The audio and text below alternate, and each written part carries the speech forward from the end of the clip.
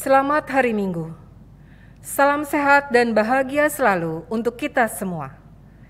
Sesaat lagi kita akan mengikuti kebaktian Minggu GKI Kayu Putih yang dilakukan secara online dengan Premier.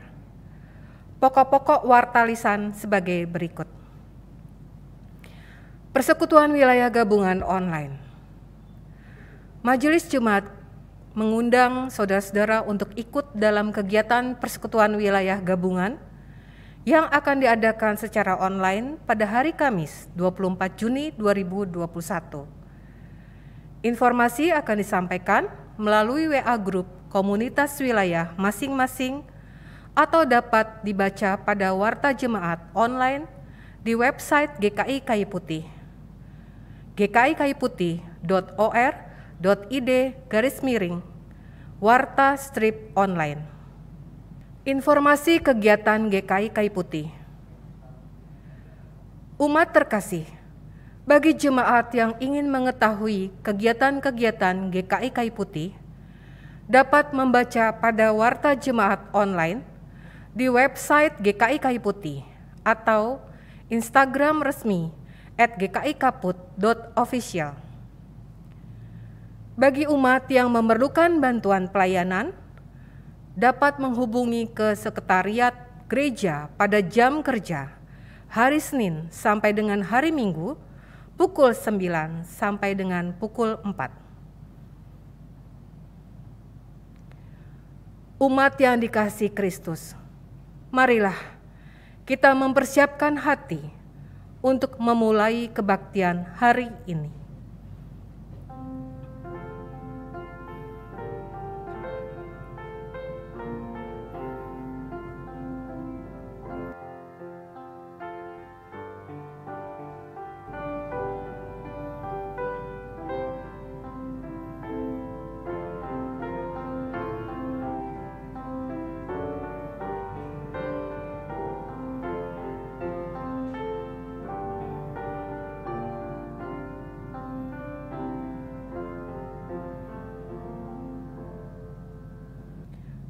Umat, mari dengan berdiri, kita menaikkan pujian, Suci, Suci, Suci.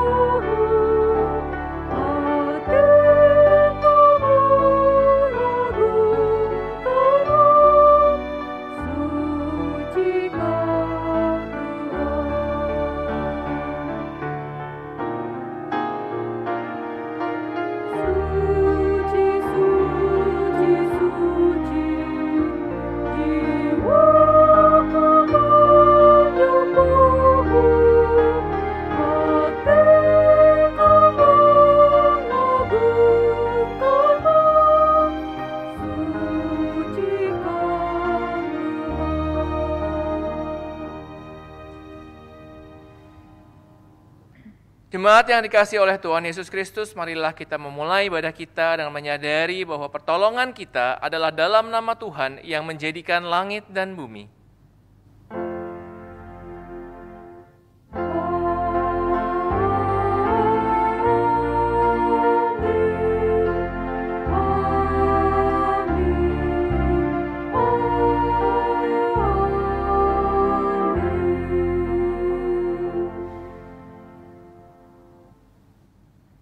Damai Tuhan beserta saudara. Dan beserta saudara juga. Saudara-saudara, tidak terasa 6 bulan sudah kita lewati di tahun 2021 ini. Bagaimana kabar saudara? Hari ini kita sama-sama akan mengangkat sebuah tema yang menjadi dasar dari relasi kita dengan Tuhan, yaitu trust atau percaya.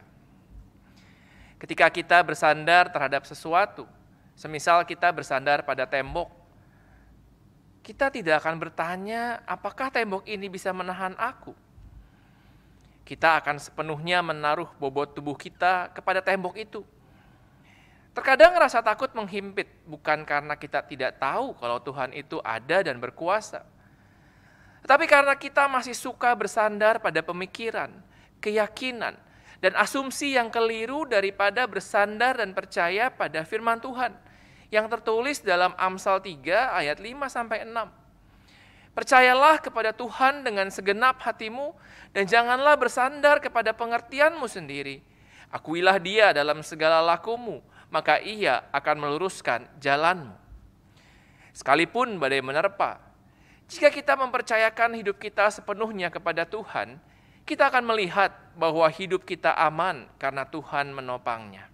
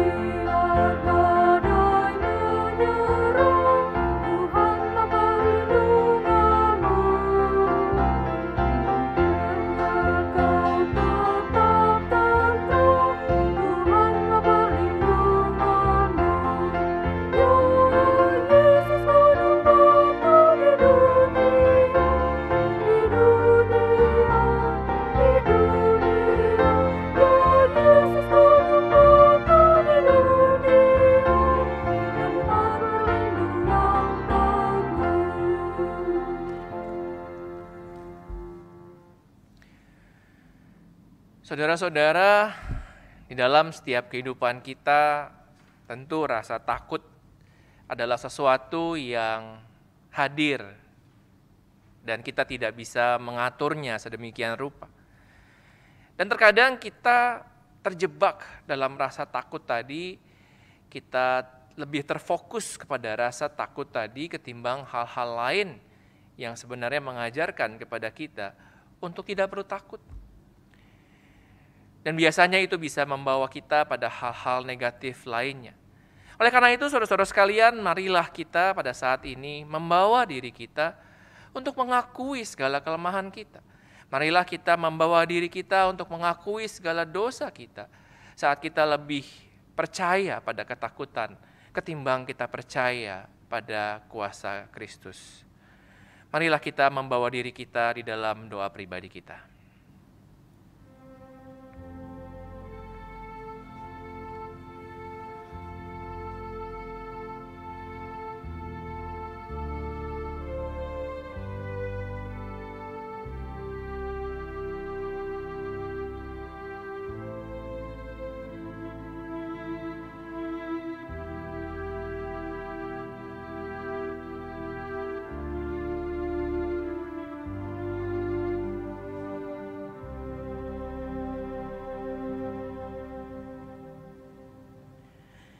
Ya Bapa, inilah segenap doa kami yang seringkali kami tidak sadari di dalam setiap pikiran kami, tindakan kami, yang membuat kami dikuasai oleh diri kami dan ketakutan kami. Kami percaya Tuhan mengampuni diri kami.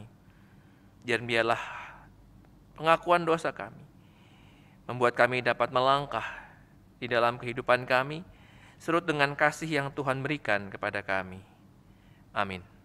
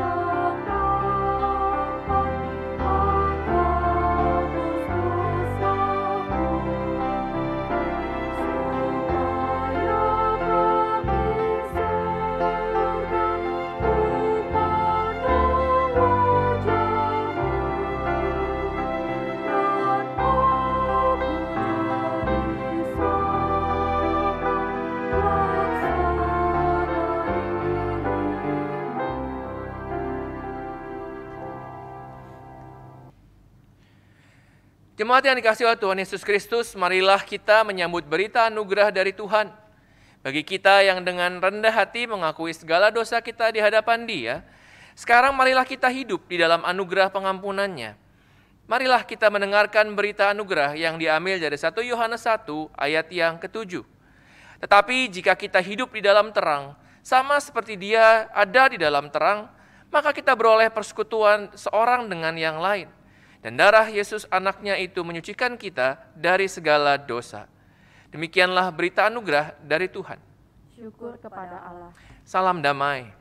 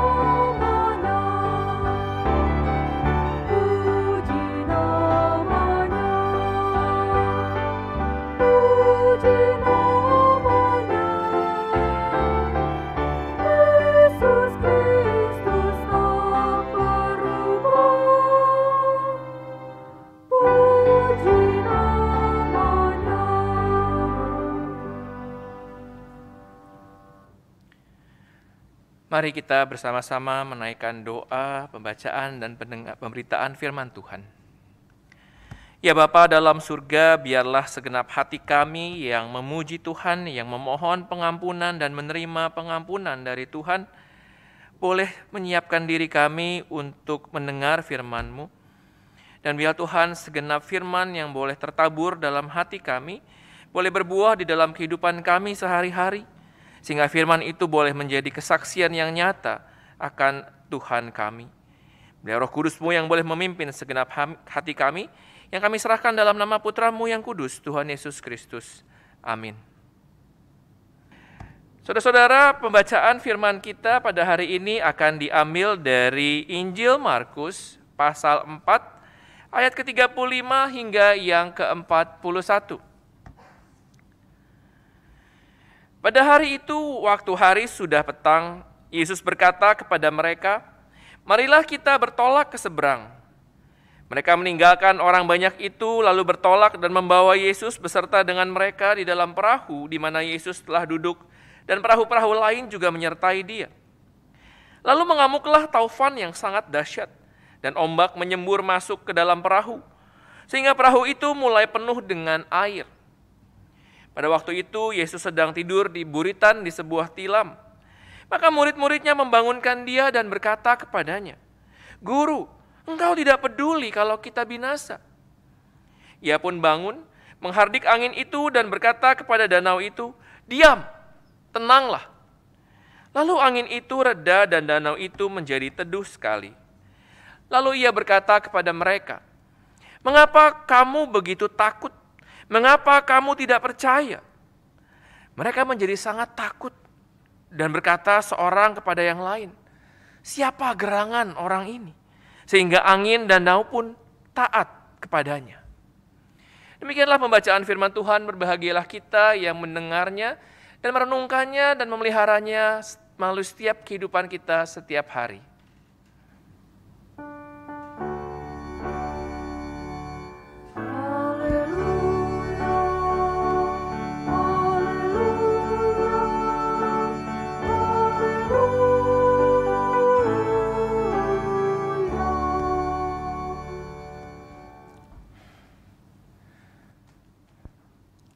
Saudara-saudara sekalian, siapa yang takut hantu? Kalau saya bertanya pertanyaan ini kepada anak-anak muda, anak-anak remaja, banyak yang mengangkat tangan mereka, banyak yang mengatakan bahwa saya takut hantu. Lalu kemudian saya bertanya kepada mereka, apakah kamu pernah lihat hantu tersebut? Dan mayoritas mengatakan tidak, kami nggak pernah melihat hantu tadi. Lalu saya tanya, kalau begitu kenapa kamu takut? Apa yang membuat kamu takut pada hantu? Karena mereka tidak terlihat gitu. Menarik saudara-saudara, bahwa kita takut pada apa yang tidak dilihat. Sebagian besar mengatakan bahwa mereka melihat hantu di TV. Oleh karena itu waktu saya minta mereka menjelaskan wujud hantu yang mereka takutkan, mayoritas juga definisinya sama. Perempuan, rambut panjang, ya, pakai baju putih, mukanya melihat ke bawah gitu ya, sehingga tidak terlihat. Nah, definisi itu menarik karena justru itu yang tidak pernah dilihat oleh mereka secara langsung, tetapi melalui siaran TV atau film. Ya. Saudara-saudara, bayangkan bagaimana satu perasaan takut itu bisa menguasai diri kita akan sesuatu yang kita tidak pernah lihat. Dan itu belum tentu real juga dalam kehidupan kita. Ada orang-orang yang mengatakan mereka bisa melihat hantu. Ya, itu bagian mereka menurut saya. Tapi buat orang-orang lain yang justru mayoritas yang tidak pernah melihat hantu, ketakutan akan hantu membuat mereka kemudian membatasi diri mereka tanpa mereka sadari. Saudara, tentu tiap orang punya ketakutan mereka masing-masing. Ada yang real, tetapi kebanyakan sebenarnya tidak real atau tidak nyata.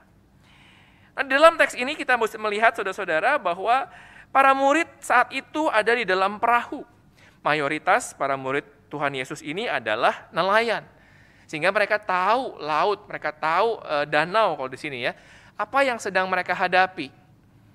Tapi kalau kita ditanya apakah mereka pernah mengalami badai, ya, gelombang yang begitu besar di danau ini, kita tidak tahu.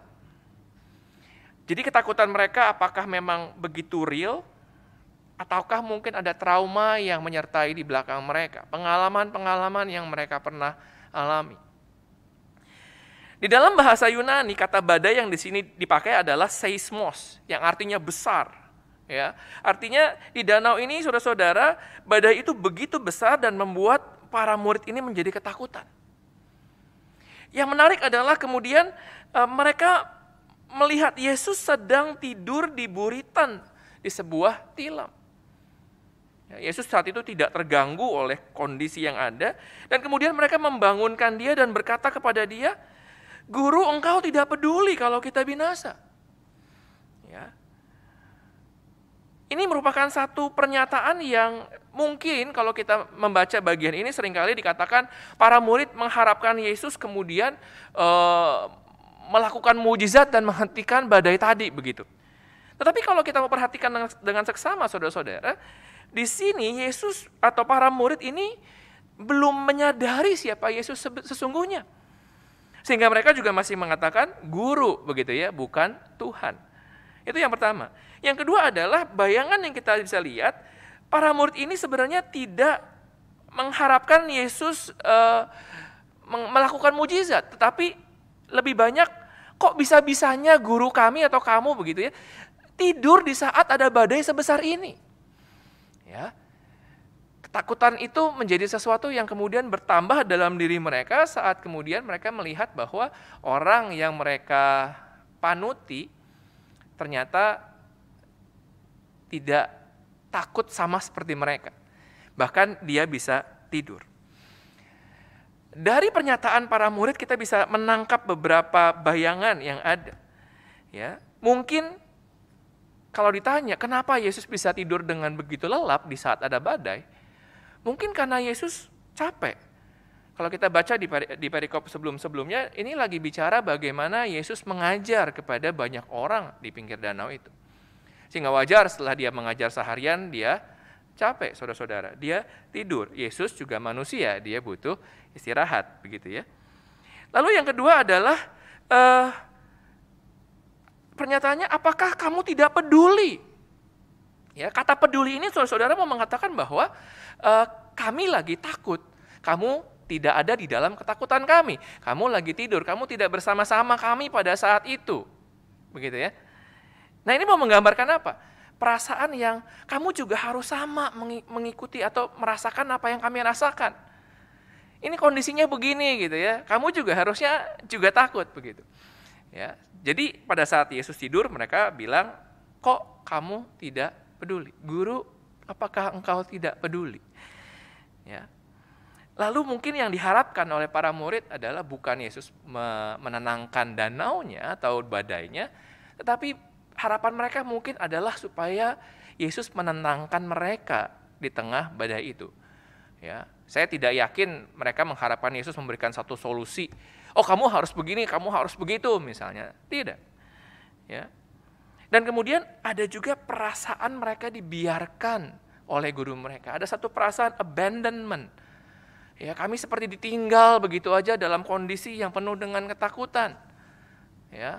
Minimal kalau guru kami tidak takut, Mbok ya tolong bikin kami juga nggak takut, misalnya begitu. Tetapi saat itu tidak, Yesus lagi tidur. Nah, saudara, ketakutan mereka ini berbanding terbalik dengan apa yang kita mau bahas pada hari ini, yaitu percaya. Kita bisa melihat bahwa di sini para murid ketakutan dan mereka tidak percaya pada siapa Yesus. Ya, murid-murid fokusnya adalah pada rasa takut mereka, ketakutan mereka. Kalau kita tanya, apakah ini wajar? Tentu wajar. Siapa yang secara manusiawi tidak takut dalam badai yang begitu besar?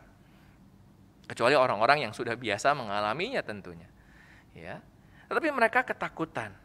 Dan pertanyaannya adalah, saudara, saat mereka lagi fokus pada ketakutan mereka, berapa lama ketakutan mereka bisa bertahan? Ya, karena tentunya dalam ketakutan itu juga timbul kepanikan yang mungkin membuat mereka tidak bisa berpikir dengan jernih apa yang harus mereka lakukan, bagaimana mereka harus berpikir. Ketakutan yang real pada saat itu bisa menjadi unreal, bisa menjadi tidak nyata saat kemudian pikiran itu atau ketakutan itu terus-menerus dipelihara dalam pikiran kita, dibawa ke dalam suasana yang lebih dramatis dan lebih mencekam misalnya. Sehingga mungkin saat ada orang yang keseleo kakinya, ya terkilir kakinya, merasa bahwa oh jangan-jangan kaki saya harus dipotong begitu. Ketakutan-ketakutan yang itu yang awalnya real, bahwa dia tidak bisa berjalan dalam waktu beberapa saat kalau terkilir, menjadi wah saya akan kehilangan kaki saya, menjadi tidak unreal begitu ya. Nah, ini yang juga biasa dialami oleh kita manusia. Saudara-saudara sekalian, saya punya seekor dogi, jenisnya Alaskan Malamut. Ini jenis dogi yang cukup besar begitu ya, dan bentuknya tuh mirip serigala, sehingga orang-orang banyak yang takut. Udah besar, menyeramkan pula. Ya, buat orang-orang yang suka dengan dogi tentu mereka tahu dan Justru wah lucu gitu ya, wah bagus gitu. Ingin untuk menyentuh, membelai. Sebagian masih takut-takut juga, gigit nggak, galak nggak, dan segala macam. Pertanyaan yang wajar, ketakutan yang wajar. Tetapi menariknya saudara-saudara adalah yang sering membuat saya ketawa saat ada orang-orang yang ketakutan melihat dogi kami, adalah karena saya kenal dogi saya gitu ya. Dogi saya tuh gede-gede, menyeramkan, tapi penakut. Jadi kalau di rumah, dia lagi tiduran, ada bunyi dari kulkas atau dari mesin dispenser air, dia tuh takut. Ada sesuatu yang jatuh, dia takut. Ya, saat kami mendatangi dia, misalnya dia kadang-kadang suka curiga, apakah saya mau dimarahin, apakah saya mau diapain, begitu ya.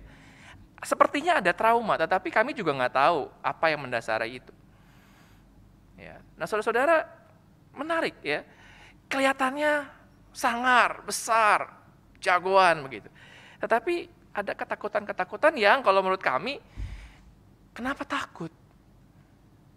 Bahkan suaranya pun tidak dekat dengan dia. Gitu.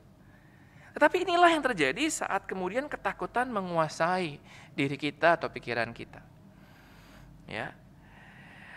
Yang kedua, saudara-saudara, yang membuat suasana semakin tidak menyenangkan dan mencekam adalah pada saat itu Tuhan diam.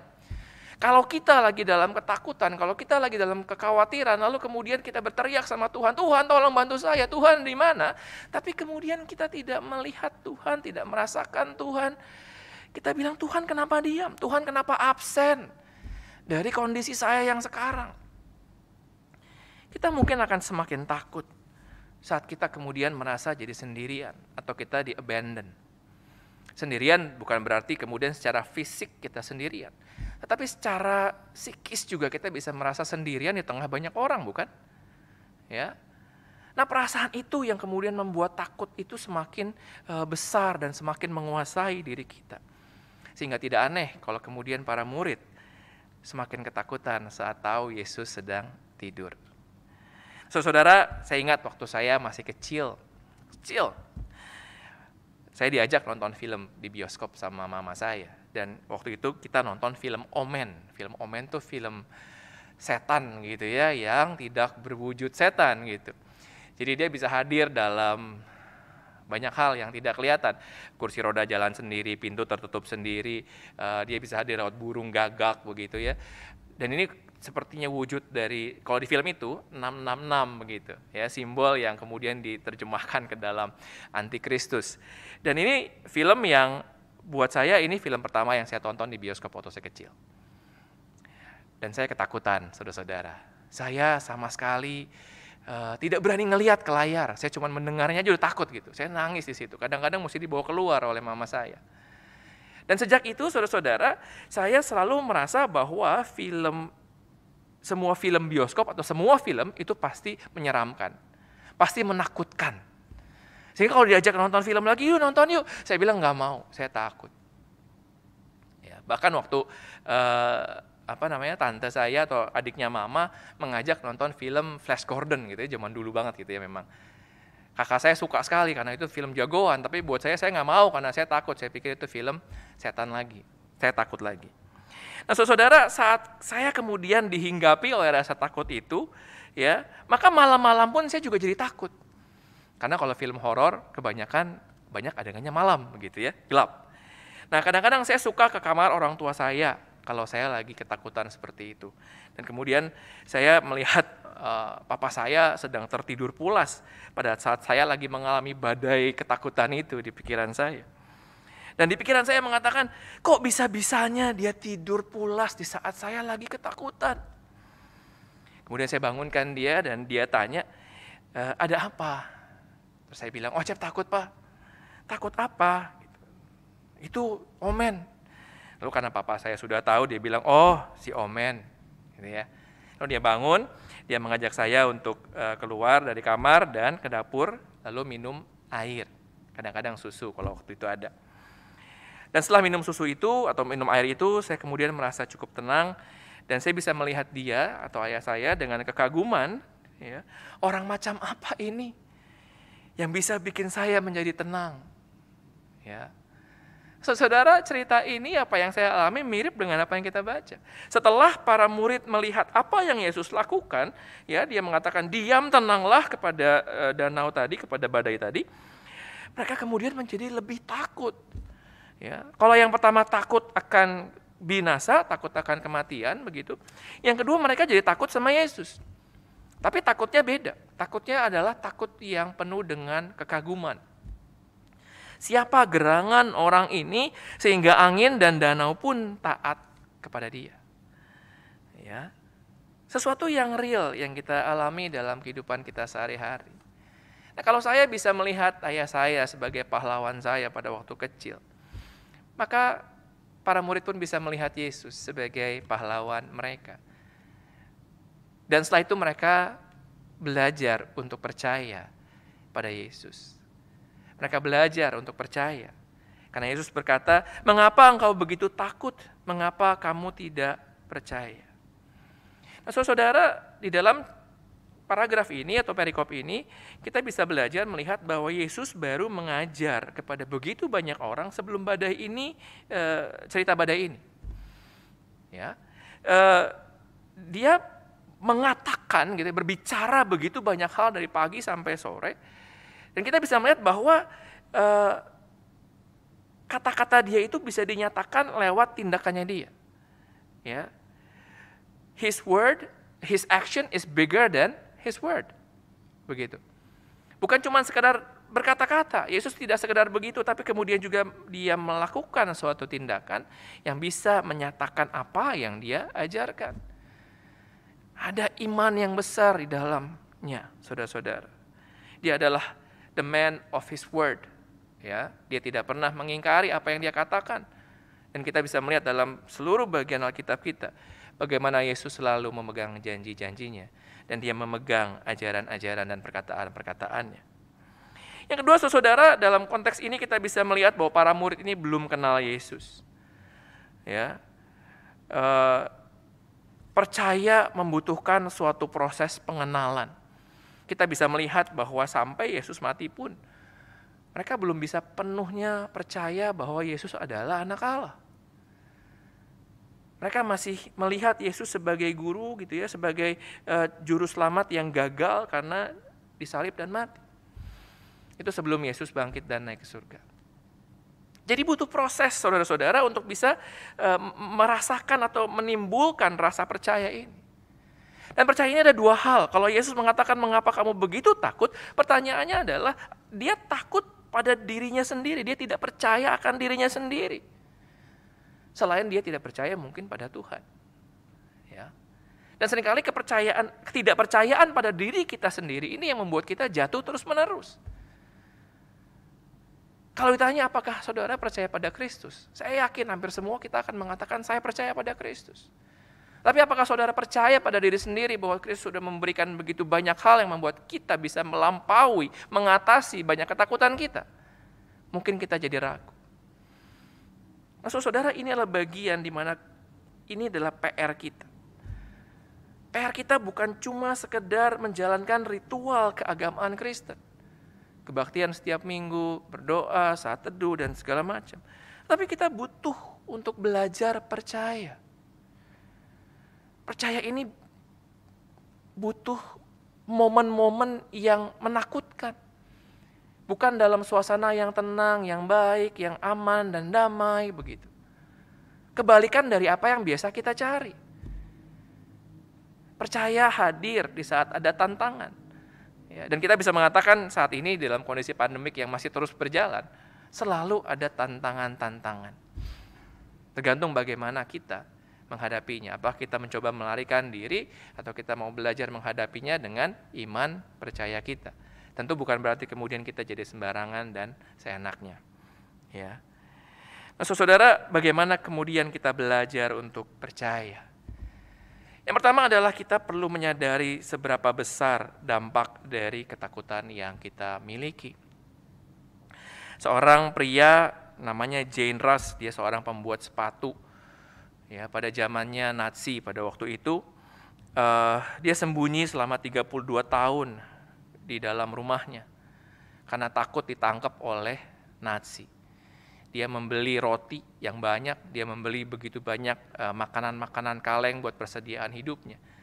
Dan kadang-kadang dia hanya bisa melihat dari tirai jendelanya kondisi yang ada di luar. Dia dipenuhi oleh rasa takut. Dan bahkan dia menangis saat dia mendengar ada orang-orang yang bergembira di luar. Bahkan pada saat ibunya mati pun, meninggal pun, dia tidak berani untuk keluar dari rumahnya. Nah, saudara, dampak seperti itu membuat dia tidak bisa percaya, dia tidak bisa menikmati kehidupannya. Pertanyaan bagi kita adalah, kalau kita mungkin mengalami hal yang sama, kalau kita menyadari bahwa ketakutan saya seringkali lebih menguasai diri saya, apakah kita mau terus-menerus merasakan seperti itu? Kalau kita sudah mencoba melihat seberapa dampak yang bisa dihasilkan rasa takut itu, mari kemudian kita keluar dan mulai mengubah fokus kita, saudara-saudara.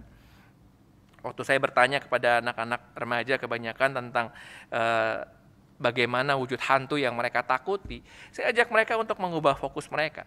Saya katakan, coba hantu itu, kalau kamu tahu rambutnya panjang gitu, coba kamu buat rambutnya keriting, cat warna merah, warna kuning sebelahnya gitu ya.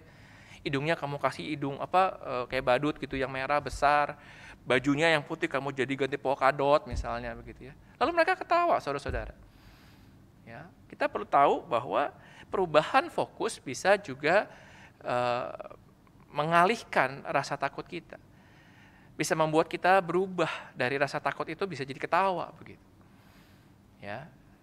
Itu bisa kita lakukan. Ubahlah fokus kita. Mengubah fokus juga bisa dilakukan dengan, contohnya saya waktu kecil, minum air hangat atau minum susu yang dibawain oleh papa. Perubahan fokus. Bisa juga kalau enggak, kita mengubah perubahan fisik kita. Bukan jadi operasi muka, bukan. Tapi bayangkan ya, kalau misalnya saya lagi menunduk seperti ini, lalu saya menegakkan diri saya. Saudara-saudara bisa coba. Lemaskan bahunya, menunduk, lalu melihat ke bawah. Lalu kemudian angkat gitu. Ya, ada sebuah perubahan yang kita bisa rasakan. Itu baru sesuatu yang kecil. Kita bisa lari-lari, lompat-lompat mungkin. Itu juga merubah fokus, saudara-saudara. Ya. Nah, saat kita udah fokusnya berubah, ya, mari kita fokuskan kepada apa yang penting. Bukan lagi pada ketakutan-ketakutan, tapi mari kita gali apa yang membuat saya menjadi takut. Karena seringkali perasaan takut itu cuma di permukaan. Ya. Nah, caranya bagaimana? Contohnya misalnya saya tanya, siapa yang takut gelap? Banyak angkat tangan. Kenapa gelap? Karena ada hantu. Sekarang kalau hantu datangnya siang-siang, kamu takut nggak? Takut gitu ya. Jadi kamu bukan takut gelap, kamu takut hantu kan? Misalnya ya. Nah, saat kita mencoba menggali dan melihat apa sebenarnya yang membuat kita takut, itu membuat kita jadi bisa belajar untuk menghadapinya. Kita tahu bagaimana kita mesti bertindak di dalam kondisi-kondisi seperti tadi. Kemudian mari saudara-saudara, kalau ketakutan itu begitu menguasai kita dan kita mencoba untuk mengubah fokus kita, yang paling penting di dalam kehidupan kita saat kita bicara untuk belajar percaya adalah ingat pada kasih. Ingat pada pengalaman di mana kita pernah merasa dikasihi dengan begitu luar biasa. Yang membuat kita belajar apa artinya kasih. Kenapa? Karena kita tahu di dalam Alkitab kita juga ada yang mengatakan kasih melenyapkan ketakutan. Ya. Jadi mari kita berubah fokus dari ketakutan menjadi kasih. Ingat pengalaman yang pernah kita alami.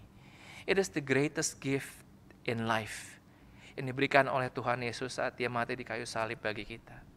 Dan pengalaman itu tidak hanya diam dalam diri kita, saudara. Karena ada satu keselamatan yang bisa membuat kita bergerak keluar dari rasa takut tadi. Kita diberikan kekuatan oleh Tuhan yang sudah menyelamatkan kita. Kasih, sekali lagi, punya peran yang paling besar dalam kehidupan kita. Oleh karena itu, mari terus galilah pengalaman kita bersama-sama dengan Tuhan di dalam kasih itu. Sadari bahwa Dia ada bersama-sama dengan kita. He does not abandon us and He will live in us forever. Ya, saat kita belajar percaya, kita bisa ingat satu moto yang saya selalu suka. You never walk alone. Kita selalu berjalan bersama dengan Kristus. dan kasih Kristus yang menyertai kita, yang akan memampukan kita untuk terus-menerus belajar percaya. Amin.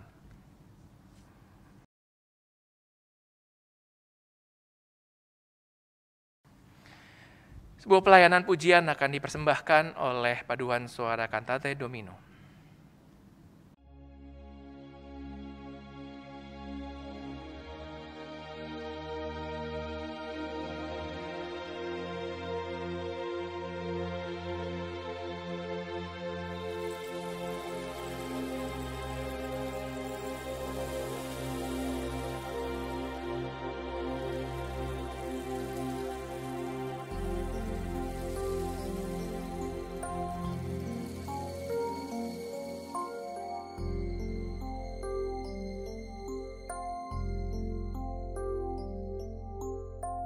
When you go through deep waters and great troubles, I will be with you.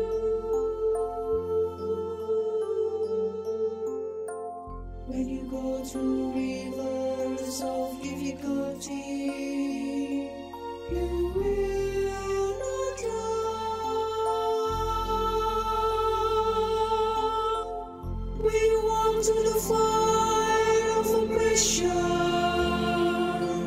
you will not be burned. The flames will not consume you. I will be with you.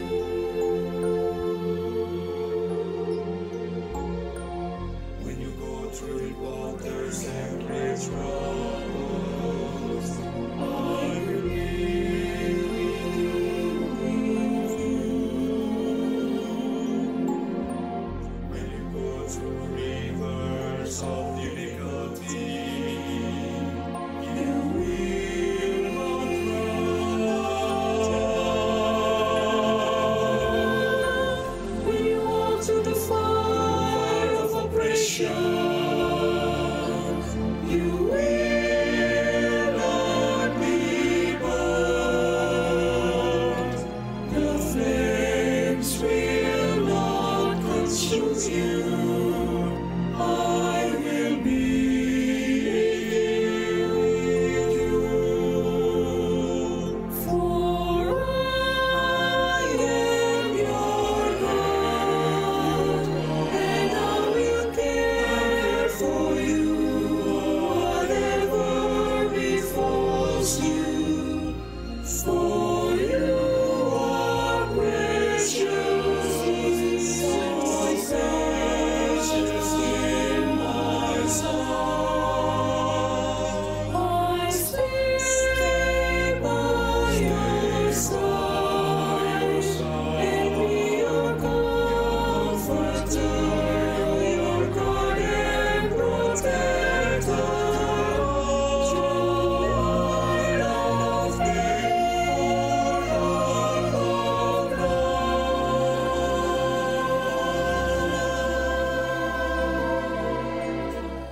when you go through waters and great troubles, I will be with you. When you go through rivers of difficulty,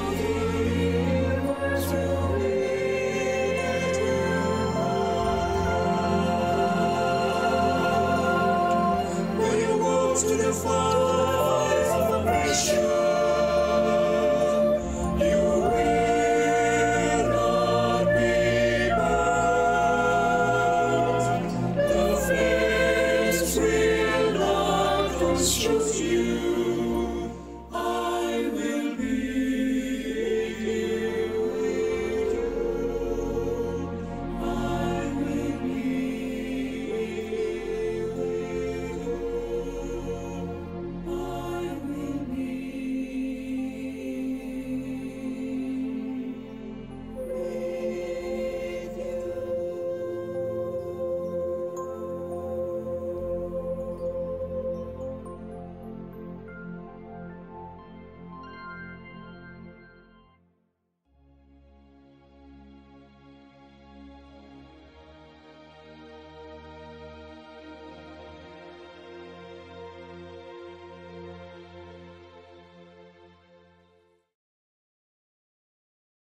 Umat diundang untuk berdiri. Marilah kita bersama dengan umat Allah di masa lalu, masa kini, dan masa yang akan datang, mengingat pengakuan pada baptisan kita menurut pengakuan iman rasuli demikian. Aku percaya kepada Allah, Bapa yang Maha Kuasa, Khalik langit dan bumi, dan kepada Yesus Kristus, anaknya yang tunggal Tuhan kita, yang dikandung daripada Roh Kudus, lahir dari anak darah Maria, yang menderita sengsara di bawah pemerintahan Pontius Pilatus, disalibkan, mati dan kuburkan, turun ke dalam kerajaan maut. Pada hari yang ketiga, bangkit pula dari antara orang mati, naik ke surga, duduk di sebelah kanan Allah Bapa yang Maha Kuasa. Dan dari sana ia akan datang untuk menghakimi orang yang hidup dan yang mati. Aku percaya kepada Roh Kudus, gereja yang kudus dan persekutuan orang kudus, pengampunan dosa, kebangkitan orang mati, dan hidup yang kekal. Amin. Umat dipersilahkan duduk. Jemaat sekalian, marilah kita mulai doa syafaat kita bersama-sama. Bapa yang baik, di dalam setiap pergumulan umat-Mu Tuhan, untuk bisa terus belajar percaya kepada Tuhan, di tengah pandemi yang ada pada saat ini, ada begitu banyak pergumulan dan permasalahan. Kami berdoa Tuhan, kiranya Tuhan hadir dan memberikan kekuatan kepada mereka, kepada pergumulan-pergumulan mereka atas kondisi yang saat ini mereka sedang hadapi. Biar Tuhan boleh hadir agar ketakutan-ketakutan mereka boleh berganti menjadi rasa percaya, menjadi suatu kemampuan untuk menghadapinya, dan tidak lari atau tidak dikuasai oleh rasa takut ini.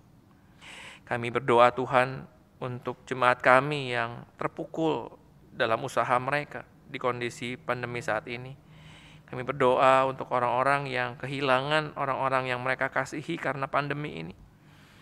Kami berdoa untuk orang-orang yang merasa depresi dan stres oleh kondisi pandemi ini yang tidak berubah juga.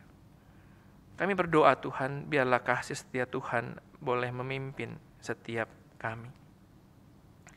Kami berdoa untuk umat-Mu yang sedang sakit, yang sedang berduka. Kiranya Tuhan boleh memberikan penghiburan, boleh memberikan kekuatan, dan juga agar mereka boleh menyadari bahwa Tuhan selalu berada bersama-sama dengan mereka apapun yang sedang mereka alami. Sehingga mereka tahu dalam kondisi mereka yang saat ini, mereka tidak berjalan seorang diri. Kami berdoa Tuhan untuk keluarga-keluarga yang juga sedang mengalami pergumulan, baik finansial, baik penyakit, baik single parent, dan banyak hal yang lain. Kami berdoa untuk anak-anak yang makin kesulitan untuk bisa belajar dengan benar, dengan model yang seperti sekarang. Juga buat orang-orang yang mengalami banyak masalah dalam pekerjaan mereka. Kami berdoa Tuhan, supaya Tuhan juga boleh hadir, menyatakan diri-Mu kepada mereka. Juga buat pasangan-pasangan yang banyak mengalami konflik, yang membuat rumah tangga menjadi tidak akur. Kami berdoa Tuhan, biarlah kasih Tuhan boleh hadir di atas ketakutan-ketakutan yang mereka sedang alami. Kami juga berdoa Tuhan untuk pengadaan dan pendistribusian vaksin di Indonesia dan di seluruh dunia, agar semakin banyak orang boleh memperoleh vaksin ini dengan adil dan merata Tuhan. Kami berdoa untuk orang-orang yang merasa terpinggirkan, yang merasa tidak memiliki harapan. Biarlah kasih Tuhan boleh dinyatakan lewat distribusi vaksin ini. Kami juga berdoa untuk situasi dan kondisi bangsa dan negara kami pada saat ini ya Tuhan, yang penuh dengan usaha-usaha untuk memecah belah. Ada usaha-usaha untuk mencari kepentingan diri sendiri ataupun golongan, yang membuat usaha dari pemerintah, dari aparat negara menjadi semakin sulit. Kami berdoa bagi mereka Tuhan, agar Tuhan berikan kekuatan bagi presiden kami, bagi para pemerintah, agar mereka terus memperjuangkan kebenaran yang Tuhan berikan di dalam diri mereka. Agar mereka senantiasa mengutamakan kesejahteraan, kedamaian, dan kemajuan bangsa kami di atas segala kepentingan-kepentingan yang ada. Dan biar Tuhan kami menyerahkan diri kami, setiap diri kami ini, di dalam perjalanan kehidupan kami hari lepas hari, seturut dengan doa yang Tuhan ajarkan kepada kami. Bapa kami yang ada di surga, dikuduskanlah namamu, datanglah kerajaanmu, jadilah kehendak-Mu di bumi seperti di surga. Berikanlah kami pada hari ini makanan kami yang secukupnya, dan ampunilah kami akan kesalahan kami, seperti kami juga mengampuni orang yang bersalah kepada kami. Dan janganlah membawa kami ke dalam pencobaan, tapi lepaskanlah kami daripada yang jahat. Karena Engkaulah yang punya kerajaan dan kuasa dan kemuliaan sampai selama-lamanya. Amin. Umat yang dikasihi Kristus, dalam syukur atas kasih setia-Nya yang menyertai dan memanggil kita untuk meneruskan karya kasih-Nya bagi kehidupan, marilah kita membawa persembahan dengan berlandaskan firman Tuhan dari Filipi 4 ayat 6. Janganlah hendaknya kamu khawatir tentang apapun juga, tetapi nyatakanlah dalam segala hal keinginanmu kepada Allah dalam doa dan permohonan dengan ucapan syukur.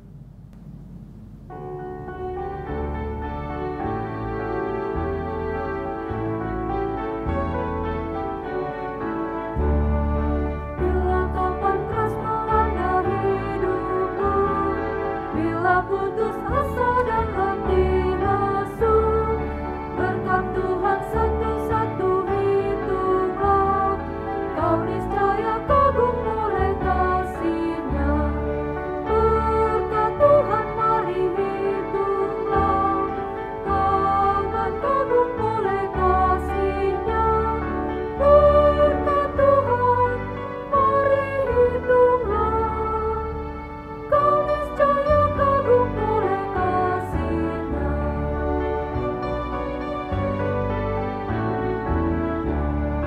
Dalam pergumulanmu di dunia, janganlah khawatir, Tuhan adalah. Hitunglah berkat sepanjang hidupmu, yakinlah malaikat menyertai-Mu. Berkat Tuhan mari hitunglah, kau kan kagum oleh kasih-Nya. Berkat Tuhan mari hitunglah, kau niscaya kagum oleh kasih-Nya. Umat diundang untuk berdiri. Mari kita berdoa. Bapa yang baik, kami sungguh mengucap syukur buat kesempatan yang Tuhan boleh anugerahkan buat kami, untuk kami boleh bersama-sama membawa persembahan di hadapan Tuhan. Kami memohon berkat dan juga pertolongan Tuhan untuk boleh menerima persembahan kami ini, kiranya boleh menjadi berkat buat banyak orang, kiranya boleh memberikan pengharapan di tengah kerapuhan, dan biarlah Tuhan ajarlah kami senantiasa untuk boleh mempersembahkan setiap hidup kami sebagai persembahan yang berkenan di hadapan Tuhan. Kami naikkan setiap doa dan ucapan syukur kami hanya di dalam satu nama, Putra yang tunggal Tuhan kami Yesus Kristus. Amin. Saudara-saudara, kesakitan dan pergumulan akan selalu ada. Kekecewaan dalam hidup juga pasti terjadi. Ketakutan, kekhawatiran terkadang muncul dalam setiap peristiwa yang tidak menyenangkan.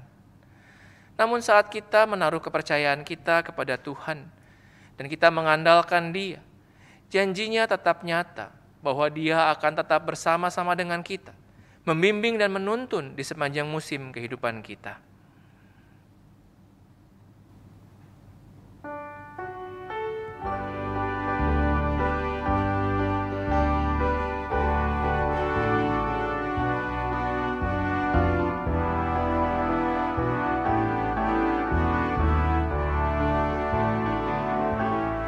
Langkahku diatur oleh Tuhan, dan tanah